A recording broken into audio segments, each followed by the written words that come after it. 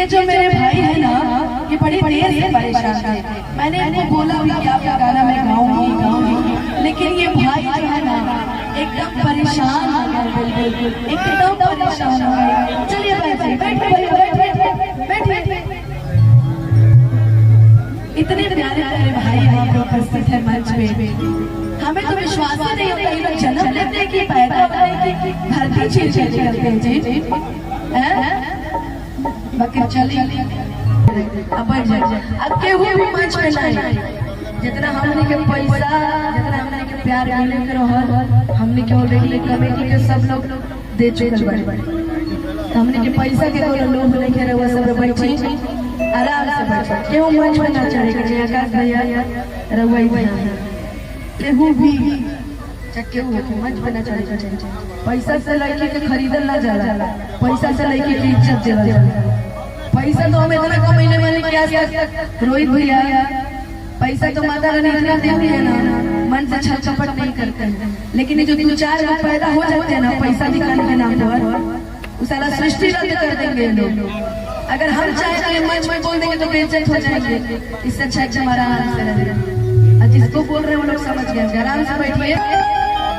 पैसा हमसे ज्यादा हमारे सब म्यूजिशियन भाई कमा लेते हैं, है ना? क्या रुपया दे तू तो भाई 150 कमाई ना कि सब जिला खाली जिला हमार जिला गोरखपुर माई। चलिए से दूरी बाटे में जरूरी सच कही दोनों बाटे जरूरी कि कैसे कहेंगे कदा से मन बदला। अभी हाल गाना आया, सुनिए कि नहीं आया? किसी रूप बंदूक के भिड़ा कि कहे सारा दार डेरावानी। आरा के हवेली पे चला जाएगा थोड़ी देर बाद। आरा के हवेली कौन कौन सुन लिया? सभी झूठ आधा 24 में एक और बड़ा अच्छा गाना आ रहा है, वो भी सुनिएगा। MMP रिकॉर्ड से फिर आने वाला है। और ये दीजिए आपका ये जो प्यार है ना, ये जो मेरे भाई है ना, ये बड़ी देर से परेशान है। मैंने इनको बोला भी कि आपका गाना मैं गाऊंगी, लेकिन ये भाई जो है ना एकदम परेशान हो गए, बिल्कुल एकदम परेशान हो गए। चलिए बैठिए। इतने प्यारे प्यारे भाई यहाँ पे उपस्थित है मंच पे। हमें तो विश्वास ही नहीं होता ये लोग जन्म लेते हैं कि पैदा होता है कि धरती चीज करते हैं। जी बाकी चलिए सब बाबा के राज है, सब चल रही है।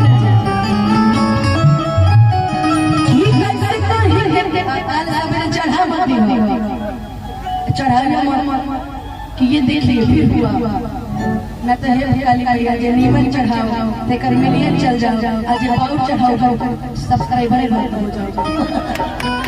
कैसे कैसे कैमरा देखिए बहुत ढेर सारा लगा। हमरा तो बुझाता जनता से ज्यादा कैमरा हो, सही से नीमन चीज चढ़ाई। रहुआ सब एगो इज्जत एक लड़की के इज्जत 50 नहीं और उछाल ऐसे नीमन चीज चढ़ाई।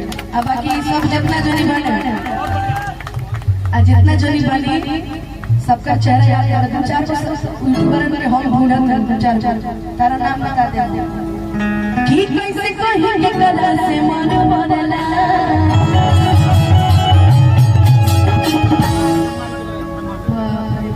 वाह तो दूर ही कूदा ठीक है। देखो रोहित भैया यही सब कुछ कहत नहीं पलता रोहित भैया हाथ उठाई था। अरे उठाई ना रोहित भैया मन कि पिया धरेला कजिया धरेला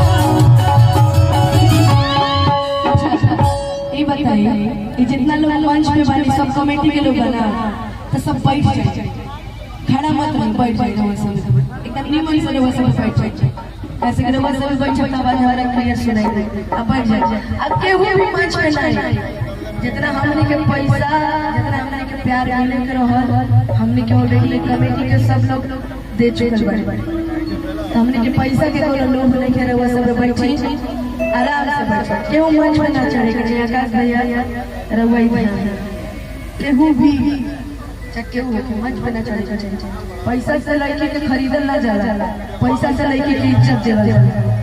पैसा तो हमें इतना कमैले वाले क्या रोहित भैया, पैसा तो माता रानी इतना देती है ना, मन से छल चपट नहीं करते हैं, लेकिन ये जो 2-4 लोग पैदा हो जाते हैं ना पैसा दिखाने के नाम पर, उस सारा सृष्टि रद्द कर देंगे लोग। अगर हम चाहे तो मंच में बोल देंगे तो बेइज्जत हो जाएंगे, इससे अच्छा है हमारा आराम से रहे। जिसको बोल रहे हैं वो लोग समझ गए, आराम से बैठिए। पैसा हमसे ज्यादा म्यूजिशियन भैया कमा लेता है ना, क्या रुपया देते तू तो भाई 150 कमाई ना कि सब जिला खाली जिला, हमार जिला गोरखपुर मांगे। चलिए सबका जिला अपना है भाई, सब अपने अपने जिले के रंगदार है, आई जिले के सब जितने भी लोग हैं ना कि पिया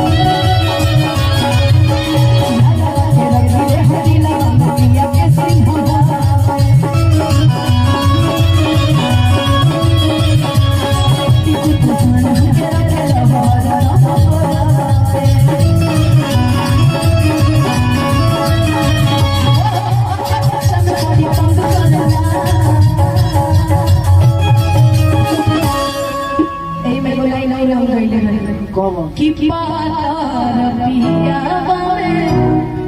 बहुते नरजीरा अकाले त छोड़े नानी पता माना करी के क्यों नंबर पुरस्कार हमरा से बेसी किया लगा के रखले हम दिलवा में पिया के सिंदूरा में तूफान हमके रखेला हरदम कोरवा में किया जब बचन भारी तंग करना।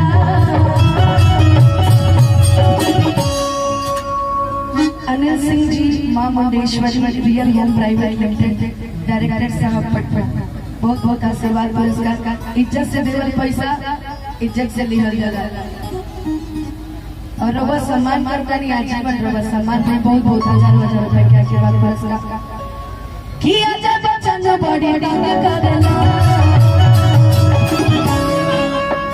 पिया